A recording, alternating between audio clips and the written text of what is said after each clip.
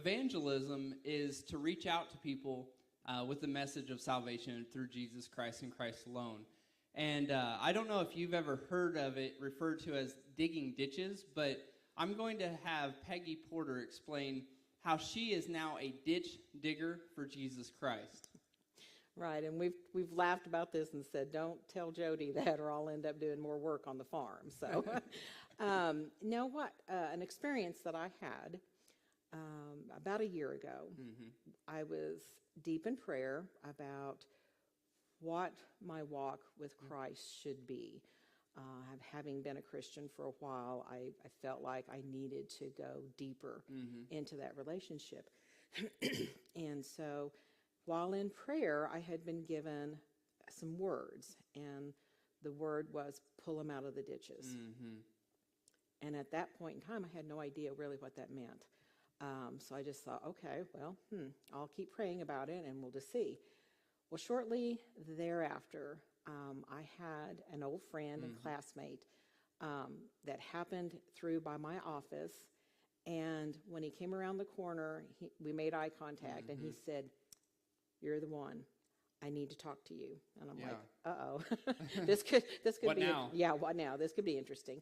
However, when he came in, things changed. There was I can't really explain it. There was electricity in the room, and he started telling me about a dream that he had been having, and he didn't know exactly what it meant. And he said, "When I saw you, you're the one. I need to share this with you." And I'm thinking, well, that's okay. That's scary. However, he said, "Here's my dream." He said, I'm standing and I see this beautiful church. He said, beautiful church with a beautiful parking lot full of beautiful cars. But he said right in front of it was this really ugly, muddy, dirty ditch. And he said then standing in front of that was what he perceived to be Jesus. And so he said, I walked up, and he said, and Jesus was standing there, and he said the tears were just dripping off of his face. And he said, I know, of course, I was upset. And I said, Jesus. He said, Jesus. He said, why are you crying? And I feel like this is significant. It made me realize it really was a vision, is that with his left hand, he pointed toward the beautiful church. And he said, I'm crying because I used to live there. And my friend said, what do you mean? And he said, I used to live there. And he said, well, Jesus, what do you want? What do you want me to do? And he said, then with his right hand, he looked down at the ditch and he said, pull them out of the ditches. And he looked at me and he said, I'm not sure I know what that means. Well, what was really, and at that point, I had what I call God bumps. I was, it's very hard to explain, but I knew the answer. And I looked at him and I said, I know what the dream means. And what immediately came to me then that answered my question about the words that had been given to me was in Scripture. It immediately come to mind, and it's Luke chapter 14, verses 14 through 24. And it has to do with the Jesus telling them about a banquet that a man was having, a wedding feast actually, and he had invited all of his friends, and the friends kept making excuses, and one had gotten married, I'm sorry I can't attend. One had bought cattle, and sorry I can't attend. He made all these excuses. And then when you get down, and I'll read it here, you get down to verse 22, and it says, and the servant said, Lord, no, let's back up to 21.